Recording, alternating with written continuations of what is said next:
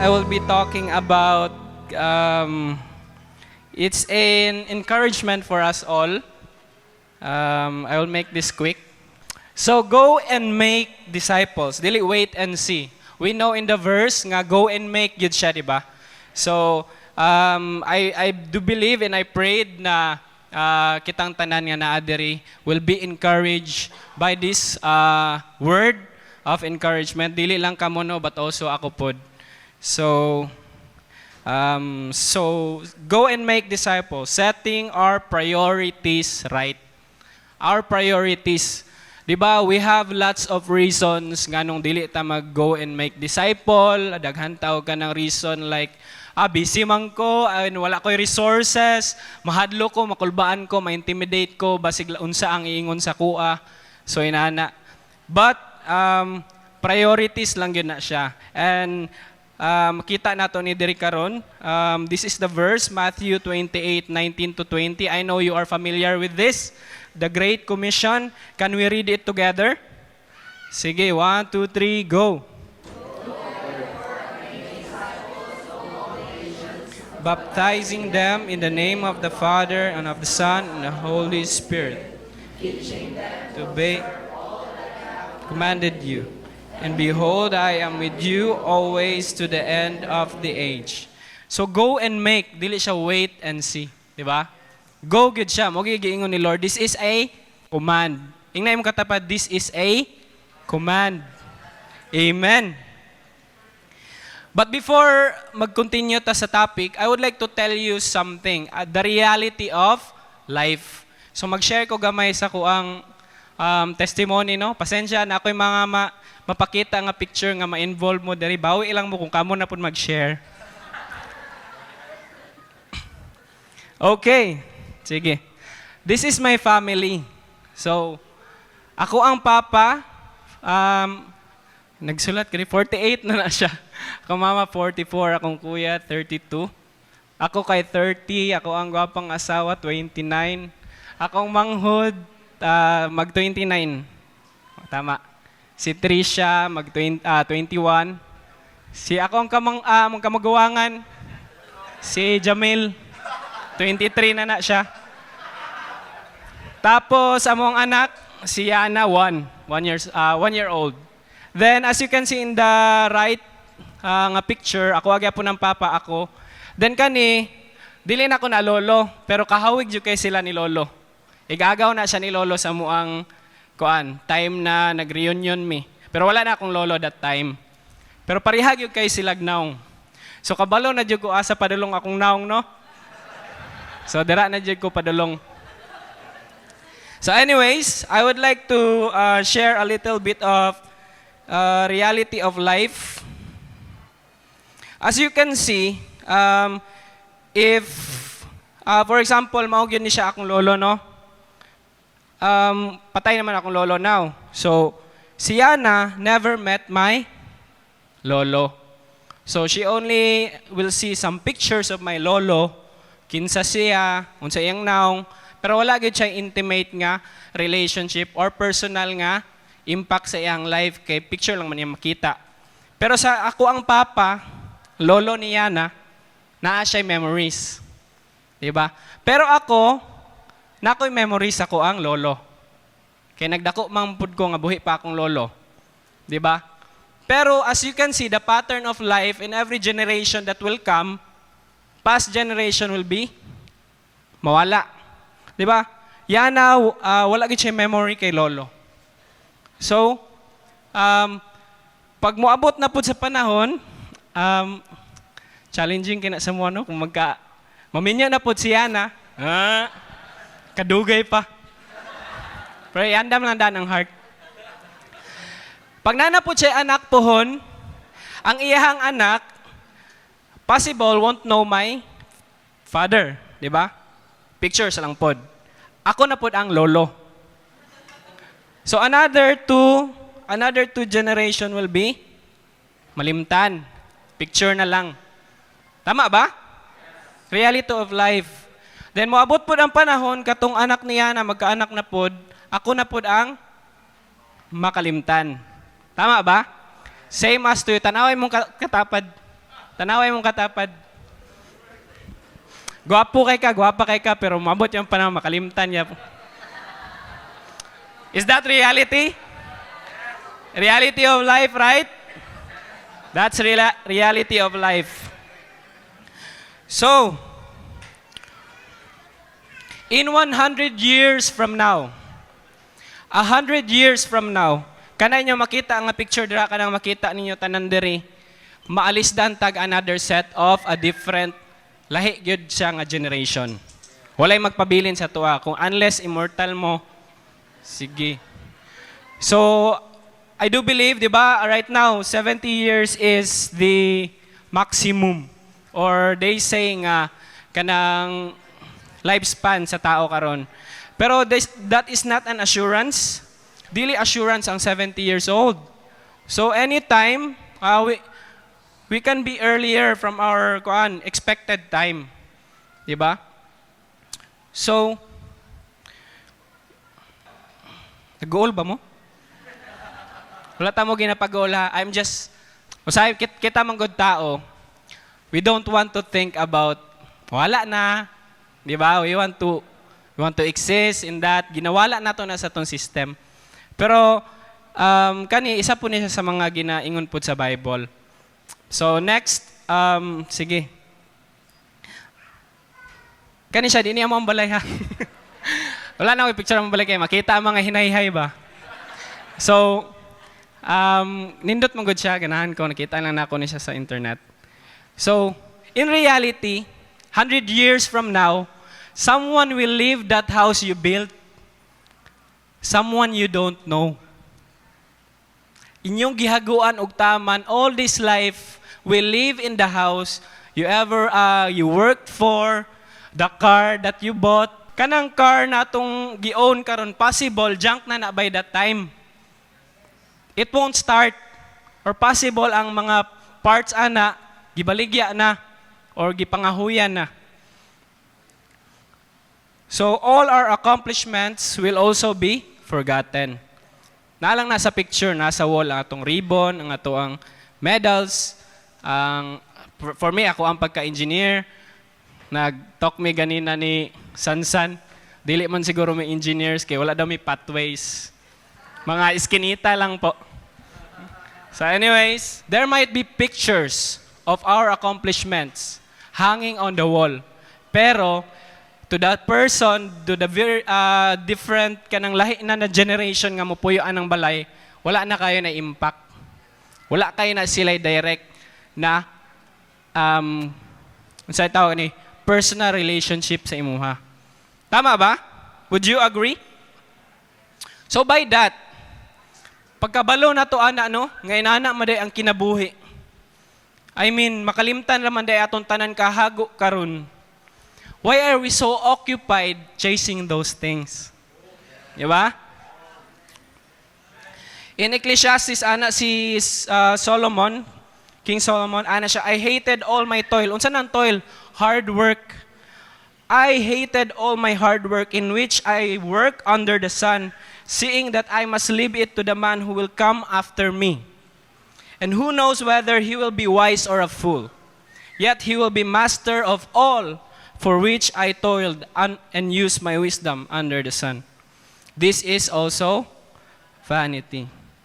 Sa Ecclesiastes 2:16, for the wise as of the fool, there is no enduring remembrance. Seeing that in the days to come, all will have been long forgotten.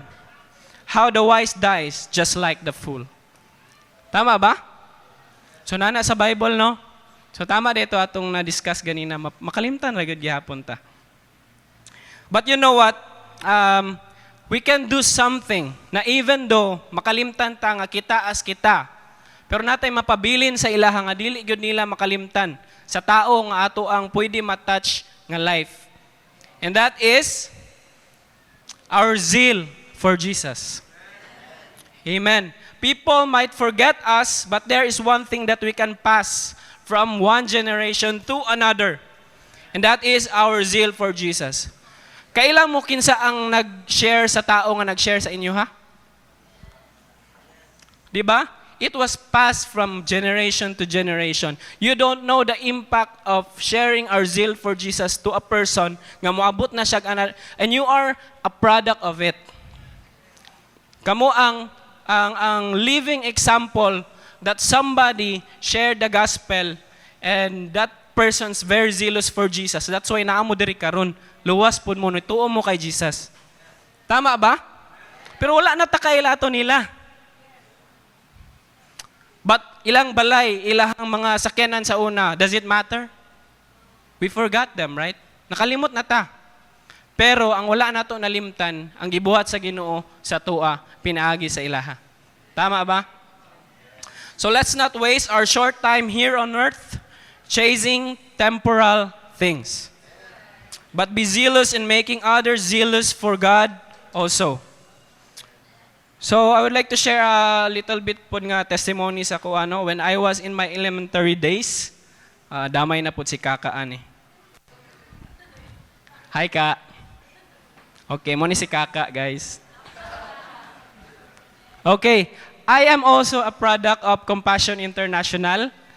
Headquarters ni siya sa USA. So they're inviting people who wants to sponsor children to release children from poverty and also sharing the word of God. So in the Philippines, klase-klase sila, daghan kay sila country. You can choose in their site kung unsa nga country, unsa nga bata, pila edad. So I'm a product of it, kami ni Kaka.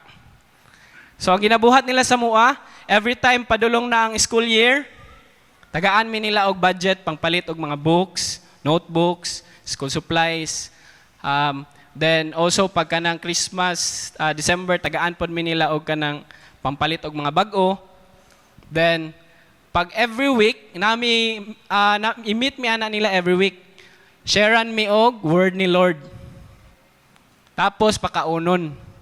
So dili lang mi nila pabusugon physically but also spiritually. So inana ilahang I am so blessed to be part of that program. Isa mi sa napilian, ako apong manghod, akong kuya. So, kitaan ko ninyo diri, payat pa kay ko. So, ambot nga no, sa una, kusugay ko mukhaon, pero payat ko. Karon kay nag-diet na, pero tambok yapon. Sige, anyways, kung makita ninyo, this is Ate Nenalyn. Mo ni siya ang teach mo og Bible. Muramig ka ng like feeding program. Naga-feed sila, at the same time naga-teach sila about the Bible. Pero nami sa isa pud ka room. Kaya nga ang Compassion, naga-partner sila og churches. So, through the church, dira nila ihatag ang ilahang mga sponsorship, mga kung sa ilang mahatag. So, kaning si Ate Nenalyn, maog yun siya ang kanang gigamit sa Ginoo nga naka-accept ko kay Lord. Do paling-paling pa ko at that time, pero siya yun ang gamit ni Lord for me to understand the gospel, to accept Jesus as my Lord and Savior. So, dako kay na siya nga impact sa akong life. Wala siya kabaloana. Pero nagpagamit yun siya sa Ginoo. And you won't know what kind of impact you can do to the people around you just because you said yes to the calling of God. Amen. You made yourself available for God. Wala mo kabalo. Wala kabalo si Ate Nenalyn nga sa una. Di ba? For those who are naiginahandilan karon diri. Dili ninyo maingon sa tao sa inyong gihandilan nga ay murag kuan man ni siya oy kanang ulawon or what. Di ba? Or bugoy. Bugoy kay ko sa una. Pero you know what? Amazing kay ko, gigamit yun ko ni Lord. Also, I am also a product of discipleship by Ate Esther. Napadiri sila Karil, sila KB, si JR, si Jorda, si Mark. Kasi Ate Esther really poured out her life for us. No, we are so blessed by her.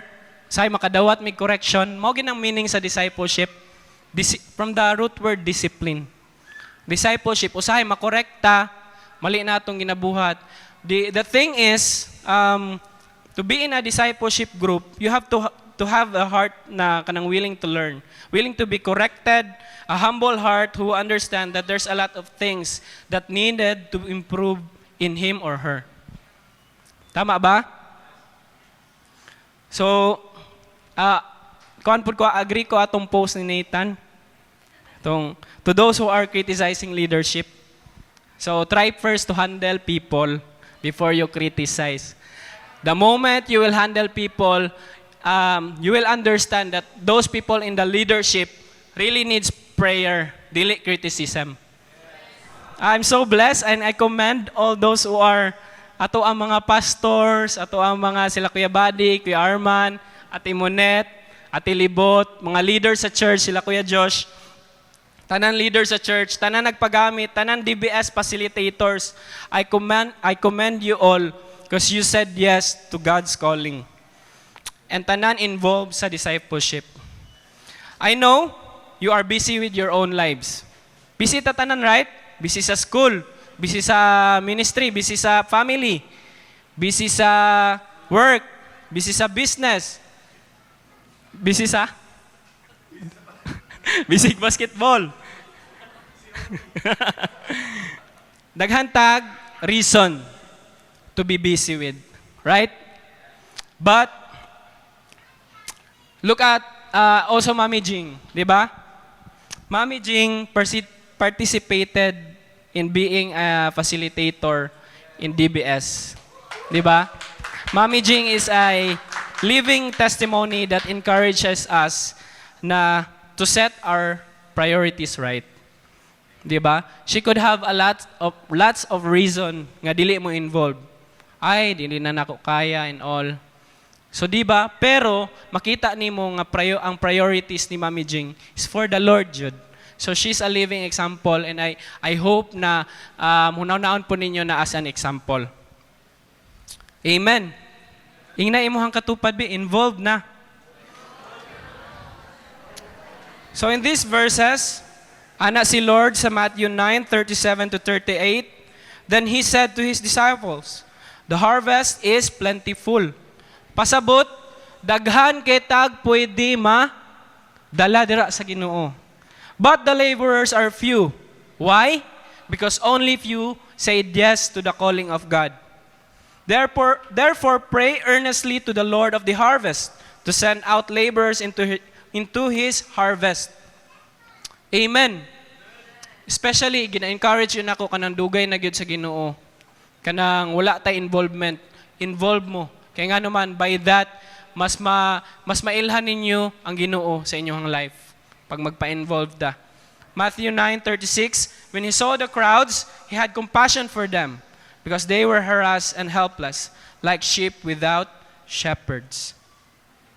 And also in Proverbs 11:30, the fruit of the righteous is a tree of life, and he who wins souls is wise. Amen. You ask the person next to you, are you wise? Ana diri sa dili ni ako ha, ang word nag-ingon ani. He who wins souls is wise. Amen. Nganong wise man sa atong naistoryahan ganina, di ba? We are chasing things temporal, pero those who win souls is wise because those people chase things that will last for eternity. Amen. Di ba? Just so I tell you, in Luke 15:10, there's joy before the angels of God over one sinner who repents. Amen. Also, I am blessed to those katong last time nag-DBS training me, daghan pug nag-join. And blessed ko sila because they are willing to learn how to do DBS. And I do believe they're starting to pray for their POPs, good no? So, ana, amazing. And some of them are very new in Christ. Di ba? They have this zeal. Ayaw hulata nga mapalong ng zeal nato. Right? Kabalo mo, our growth as Christian, mas mutubo gyud ta kung after service or dili ting service, dili ting simba, we are doing things for the Lord. Back when I was in college, nag-study ko engineering, especially third year and fourth year, very busy and usahay ma-down akong spirit kay tungod grabe ang ako mga grado kanang makaingon jud kog miracle. Tinood na siya. I admit, dili kay ko inana ka very top performing sa amuang school when I was in college. Pero, Kuya Buddy asked me, Vids, can you lead the campus ministry? Ako, grabe na yun ni Lord. Sira kog ampo, umutaas akong grado. Onya, karon mag-campus ministry pa jud ko, mag-lead pa jud ko. And John can attest that ang katong mga taga-USEP, si Sansan, so ang era. But amazing. I just said yes to the calling of God. Kaya ano man, why would I say no? Because I do believe that kanang pasaron jud ko sa Ginoo.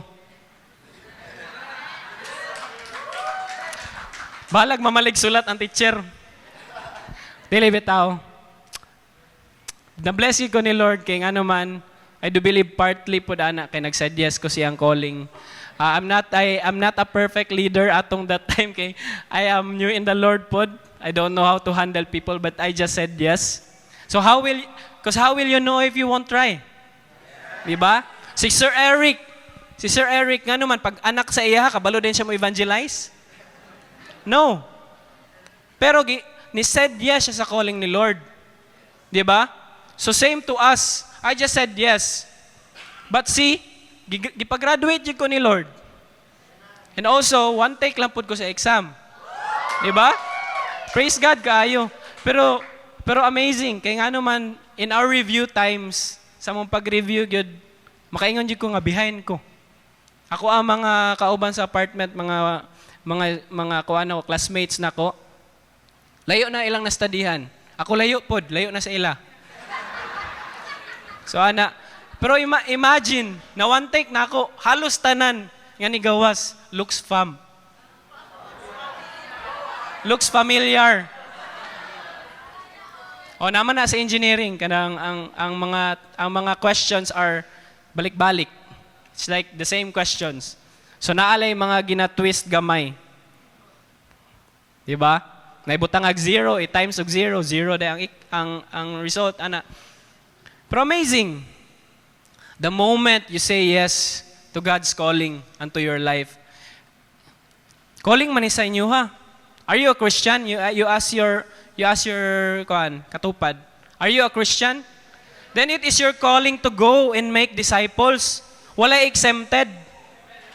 Right? I could have my reasons too. You could have your reasons too. But praise God to those who said yes. Because no, who wins soul is wise. Amen. Suko ba ko? Wala ko na suko, ha?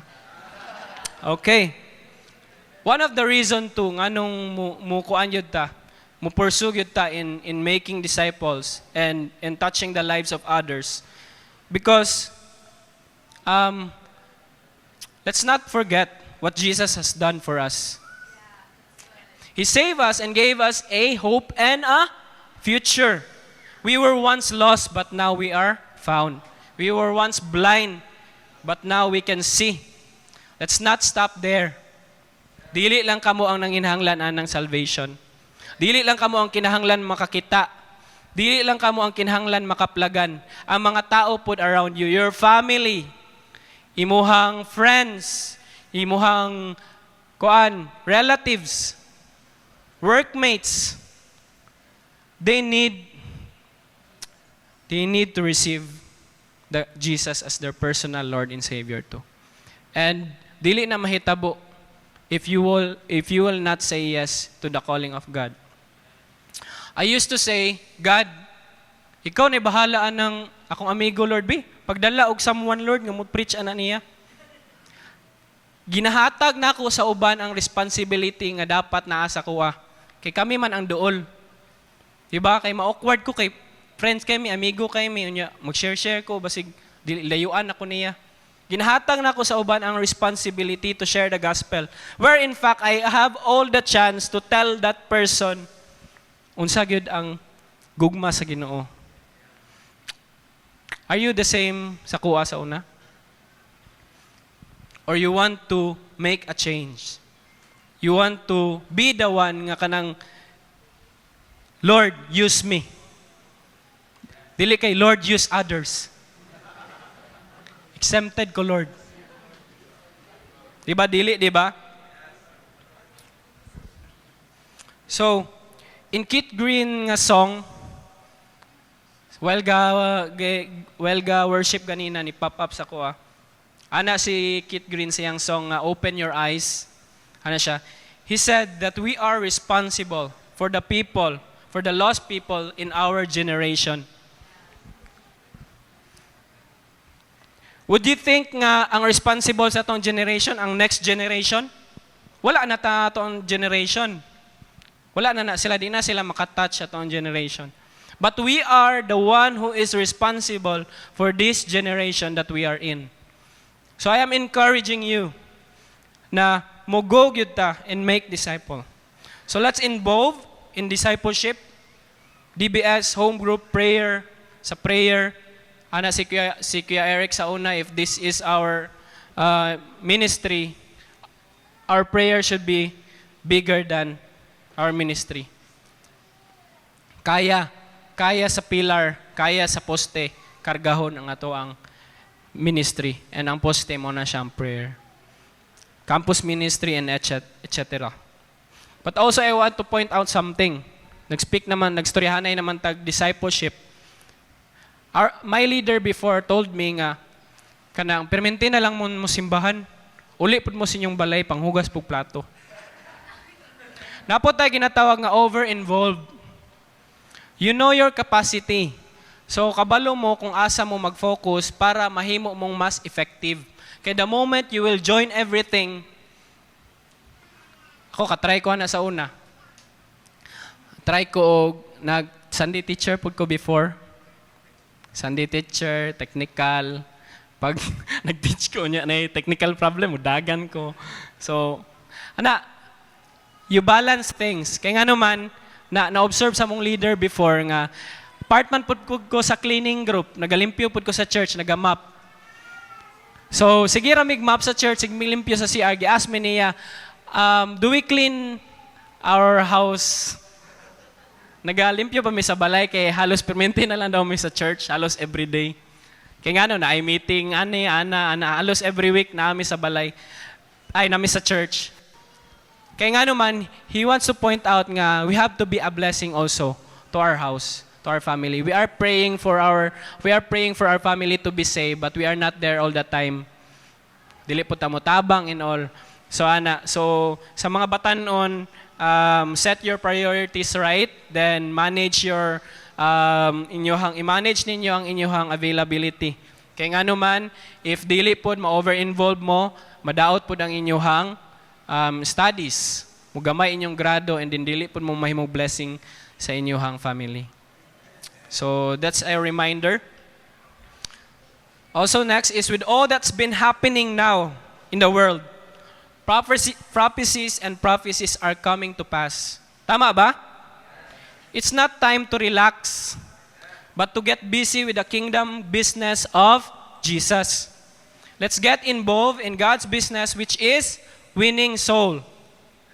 Let's make an impact to this generation that will continue to the next generation to come. That's the only thing that will remain in this life.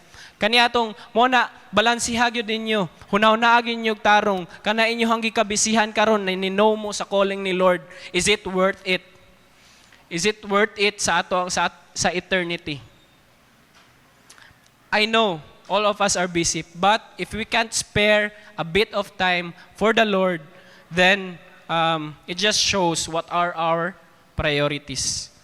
So for God, every soul matters. And if it matters to God, it must matter to us. Amen. Amen ba? So, mo niya to ang last nga kuan, slide. How beautiful are the feet of those who bring good news. So, I know, again, busy ta. Daghan ta ginakabisihan sa life. But, if you want to be involved, or kanang wala pa mo involvement, dugay na mo sa church, or kanang gasimba lang mo, wala mo other involvement, and gusto mo magpagamit sa Lord, sa Ginoo, doon lang mo kay Kuya Buddies, kay Kuya Arman, sa mga ato ang leaders, no? If you want to be involved in every ministry or whatever ministry nga paminaw nimo nga dugay na jud ka gituktok sa Ginoo imong heart. The Lord has been knocking your heart ever since, and you are always saying no. Wait lang, Lord. Kabalo mo, dili na manuktok ang Ginoo sa inyong kasing-kasong if it is not the right time. Kita lang ang nagaingon sa tong sarili na dili pa right time, Lord, kaya naapa ko'y ginakabisihan. If the Lord has been knocking to you ever since, now is the time. Mauna ni siya ang sign ni Lord na mo go mo in discipleship. That's the only thing that we can make an impact that will never be forgotten. People might in the next generation will forget our faces, but they will never forget the love of Jesus that they have received because nag-say yes ta sa calling ni Lord. And that's the very, very important thing. And that what yun na ang mag-matter most in this life. And I hope we are all encouraged. This is mao na siya ang end sa ko ang preaching, and I hope nga na-encourage ba ang tanan? Yes, daw yung katapad ba, na-encourage ba mo? So again, if you want to be involved, just come to the leaders, no, and ask how to be involved. I want to be involved. And the Lord will bless you, and the Lord will provide kung sa man ninyong gikagulan. Amen and amen.